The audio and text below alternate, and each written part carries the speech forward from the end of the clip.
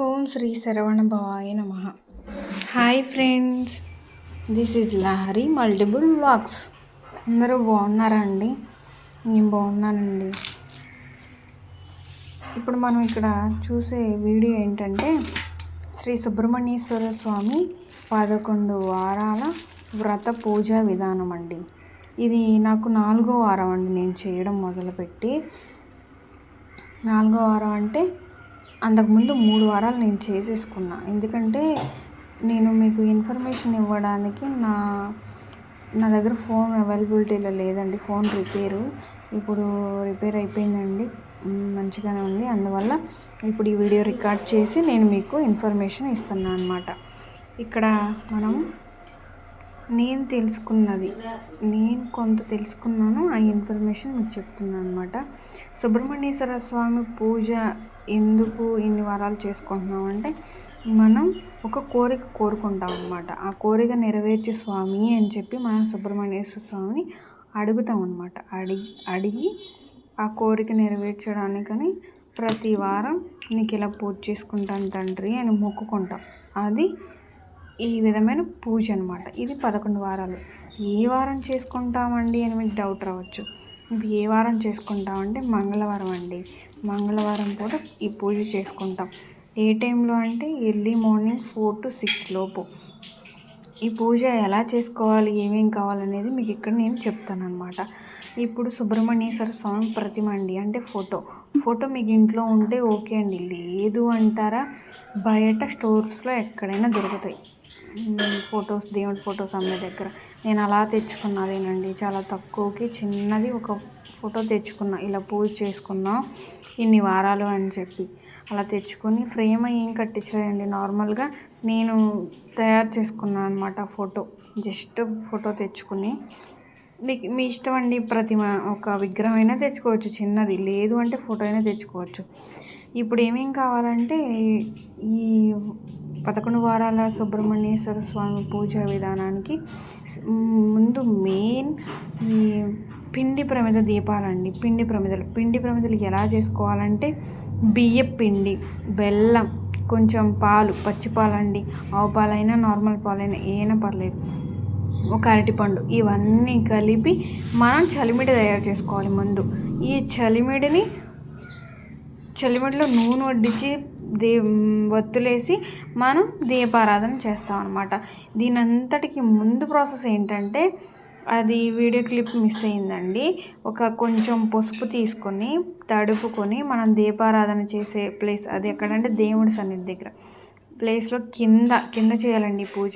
కింద అలికేసేసి కొంచెం పసుపు, కుంకుమ, 2 అక్షతలు వేసుకుని నెక్స్ట్ ముగ్గేసుకోవాలండి. 6 ముఖాలు వచ్చే ముగ్గు, షణ్ముఖ ముగ్గు అన్నమాట.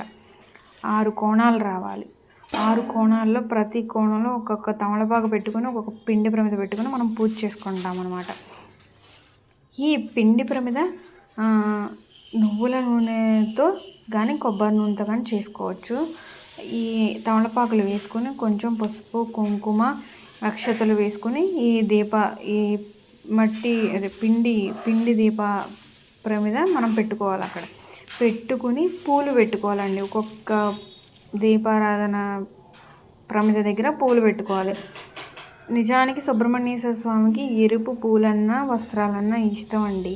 నాకు రెడ్ ఫ్లవర్స్, రోజ్ ఫ్లవర్స్ 2 దొరికాయి. మిగతా అన్ని పసుపు పూలు దొరికాయి అనమాట. ఏమైనా పర్లేదు, ఎక్కువగా మీకు దొరికితే రెడ్ ఫ్లవర్సే పెట్టుకోండి, ఎరుపు పూలు. ఓకేనా ఫ్రెండ్స్? ఇక్కడ ఈ ముగ్గేసుకుని పెట్టిన తర్వాత 6 వస్తాయండి. 6 కోణాల్లో 6 పిండి ప్రమిదలు వస్తాయి.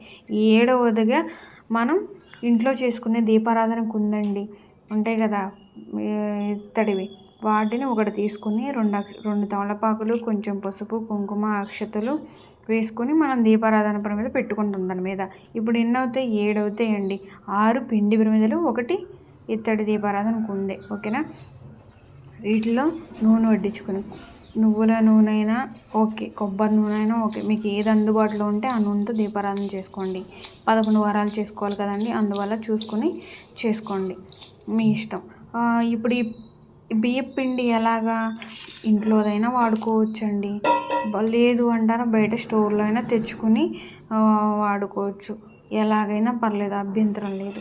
ఇక్కడ స్వామివారికి నైవేద్యాలు మహా నైవేద్యాలు ఏం పెట్టవసరం లేదండి. కొంచెం పచ్చిపాలు, కొంచెం నువ్వుల చిమ్మిరి అంటే నువ్వుల ఉండగాని, చలిమిడి, వడపప్పు ఇలా పెట్టుకోవచ్చు. నేను పాలు కొంచెమే ఉండడం వల్ల ప్రమిదలకి తయారు చేసే దానిలో ఆ పాలు పోసేసుకొని చేశానండి. అందువల్ల ఈ వారం నేను కొంచెం నువ్వుల చిమ్మిరి, చలిమిడి, పెసరపప్పు ప్రసాదంగా తీసుకున్నాను స్వామివారికి. ఇక్కడ నువ్వుల నూనె వడ్డించుకుని దీపారాధన చేస్తున్నానండి. ముందు మనం ఇంట్లో మనం దీపారాధన చేసుకుంటాం కదండి ప్రతిరోజు, అలాగా మన పూజా గదిలో చేసుకుని తర్వాత ఇక్కడ చేసుకోవచ్చండి. నాకు బెల్లము, నువ్వులు ఇవి అవైలబిలిటీలో ఉన్నాయి ఈ వారం. అందువల్ల దేవుడికి ఇవి నైవేద్యంగా సమర్పించుకుంటున్నాను. దీపారాధన ఇప్పుడు ఏకహారతితో కానీ కడ్డీలతో కానీ, ఇప్పుడు కడ్డీలతో కానీ దీపారాధన చేసుకోవచ్చు కదండి. మీ ఇష్టం, మీరు ఎలా దీపారాధన చేసుకుంటారో అలాగా. నేను ఏకహారతితో దీపారాధన చేసుకుంటున్నానండి. ఇక్కడ ఈ పూజ అంతా ఎర్లీ మార్నింగ్ మనం చేసుకోవాలంటే దానికి ముందు రోజు చాలా ప్రిపరేషన్ ఉండాలి. ఏంటి, ఇల్లంతా క్లీన్గా తడిగుడ్డ పెట్టి వేసుకోవాలండి. దేవుడి సామాన్లు కడుక్కోవడం, పూజ గదిని సిద్ధం చేసుకోవడం, ఇవన్నీ ముందు రోజు చేసేసుకోవాలి. అంటే పొద్దున్నే లెగిసి ఇవన్నీ చేసుకుంటూ కూర్చుంటే లేట్ అయిపోయింది. సూర్యోదయం కంటే ముందు మనం చేసుకోవాలని చెప్పాను కదా, అది అందుకని మ్యాక్సిమం ఏ పని ఉన్నా అది నైట్ చేసుకొని చూడండి, చేసుకోవడానికి ప్రిఫరెన్స్ ఇవ్వండి అనమాట. పొద్దున్నే లెగిసి ఈ పాలు కొడితే ఇంట్లో ఫ్యామిలీ డిస్టర్బ్ అవుతుంది కదా, మళ్ళీ వాళ్ళు కేకలేస్తారు. ఇవన్నీ ఎందుకు, మనస్ఫూర్తిగా ప్రశాంతంగా మనం చేసుకోవాలనుకుంటున్నాం కదా. మ్యాక్సిమం పని ఏమైనా ఉంటే ముందు డేనే చేసుకుని పొద్దున్నే లెగిసి తలస్నానం చేసుకుని ఈ దేవుడికి సంబంధించిన పనులు మనం చేసుకోవాలంటే చాలా ఈజీగా త్వరగా అయిపోతుంది అనమాట. ఇక్కడ ఈ పూజలో మహా మంత్రాలు ఏం చదవవసరం లేదండి. మీకు ఫోన్ ఉంటుంది కదా, ఫోన్ అవైలబిలిటీలో ప్రతి ఒక్కరికి ఉంటుందండి. ఫోన్లో గూగుల్లో సుబ్రహ్మణ్యేశ్వర స్వామి అష్టోత్తర శతనామావళి అని టైప్ చేస్తే మనకి ఒక 108 నామాలు వస్తాయండి. ఆ 108 నామాలు జపిస్తూ, అంటే మనం అనుకుంటూ 108 నామాలు అనుకుంటూ మనం స్వామివారిని పూజించాలండి. ఇక్కడ బాగా గాలి ఉండడం వల్ల ఆ దీపారాధన కొండెక్కింది. మళ్ళీ దీపారాధన చేస్తున్నాను. మాది సెకండ్ ఫ్లోర్ అండి. సెకండ్ ఫ్లోర్ అంటే బాగా గాలి, ఏ విండో ఏమైనా తీసినా ఎలా వచ్చేసిద్ది అనమాట బాగా. అందువల్ల కొండెక్కింది. మళ్ళీ విండో వేసి మళ్ళీ దీపారాధన చేస్తాను. అయితే చూడండి, అయితే సుబ్రహ్మణ్యేశ్వర స్వామి 108 నామాలు మనం చెప్పుకుంటూ అనుకుంటూ మనం పూలతో కానీ అక్షతలతో కానీ మనం స్వామివారిని పూజించుకుంటాం అన్నమాట. మీకు పూలు అవైలబిలిటీలో ఉంటే ఓకేనండి. లేదు అంటే ఏమి ఇబ్బంది పడకుండా అక్షతలే కలుపుకొని స్వామివారికి ఒక్కొక్క నామం చెప్తూ 2 అక్షతలు, ఒక్కొక్క నామం చెప్తూ 2 అక్షతలు అలా మనం పూజించుకోవచ్చు. ఇక్కడ నేను దీపారాధన చేసి కడ్డీలు వెలిగిస్తున్నానండి. చూసారుగా, దీపారాధన అయిపోయాక ఇప్పుడు నేను 108 నామాలు ఫోన్లో గూగుల్లో టైప్ చేసుకుని 108 నామాలు చెప్తూ నేను ఇక్కడ ఏంటంటే అక్షతలతో, పూలు లేవండి ఎక్కువ, అందువల్ల ఇదిగోండి చూడండి, అక్షతలతో స్వామివారిని పూజిస్తున్నానండి. 108 నామాలు. ఈ 108 నామాలు అయిపోయాక స్వామివారికి మనం తాంబూలం ఇవ్వాలండి. తాంబూలం ఎలాగంటే తాంబూలం అన్నీ ఉండి అరటిపళ్ళు అవి ఉండి ఓకే పెడతానంటే ఓకే అండి. లేదు అంటారా 2 తమలపాకులు తీసుకుని ఆ 2 తమలపాకులలో 4 అక్షతలు వేసుకుని, ఇప్పుడు నేను అలాగే పెడుతున్నాను చూడండి, 4 అక్షతలు వేసుకుని స్వామివారికి తాంబూలం ఇస్తామన్నమాట. నెక్స్ట్ అది అయిపోయాక మనం మన గోత్రము, భర్త పేరు, భార్య పేరు చెప్పుకొని పలానా కోరిక స్వామి నా కోరిక తీర్చండి, మీకు ఇన్ని వారాలు నేను వ్రతం చేసుకుంటాను, పూజ చేసుకుంటాను స్వామి అని హార్ట్ఫుల్గా ప్రశాంతంగా దండం పెట్టుకోండి. ఇక్కడ నేను 3 వారాలు చేశానని చెప్పాను కదండి, ఇది 4వ వారం అని చెప్పాను కదా. చేసిన ప్రతి వారం అండి, మీరు నమ్ముతారో లేదో కానీ ప్రతి వారం ఆ రోజల్లా నాకు ఎంతో ప్రశాంతంగా ఉంటుందండి. ప్రశాంతంగా, పీస్ఫుల్గా, బ్రెయిన్లో ఎలాంటి డిస్టర్బెన్స్ ఉండదు, ఎంతో ప్రశాంతంగా ఉంటుంది. కావాలంటే ఈ పూజ చేసుకుని మీరు కూడా ఎక్స్పీరియన్స్ అవ్వండి. ఎందుకంటే ఇప్పుడున్న లైఫ్ స్టైల్కి ప్రశాంతత అనేది చాలా కొరత అండి, చాలా కొరత. దానికోసం మనం ఇలా పూజ చేసుకుంటూ దేవుణ్ణి స్మరిస్తూ ఆయన మాటలు చెప్పుకుంటూ పూజ చేసుకుంటూ ఉండడం వల్ల ఎంతో ప్రశాంతత అండి. అది నేను ఎక్స్పీరియన్స్ అయ్యా. ఇక్కడ నేను సాంబ్రాణి ధూపమేసి ఇప్పుడు నమస్కరించుకొని ఇక లాస్ట్గా హారతి ఇచ్చేసుకుంటున్నానండి. హారతి సమర్పించేసి అది ప్రసాదం నైవేద్యం సమర్పించేసుకున్న తర్వాత అష్టోత్తర శతనామాలు అయిపోయాక ఇప్పుడు హారతి ఇచ్చి పూజ చేసుకుంటున్నానండి. ఓకేనా, చూడండి.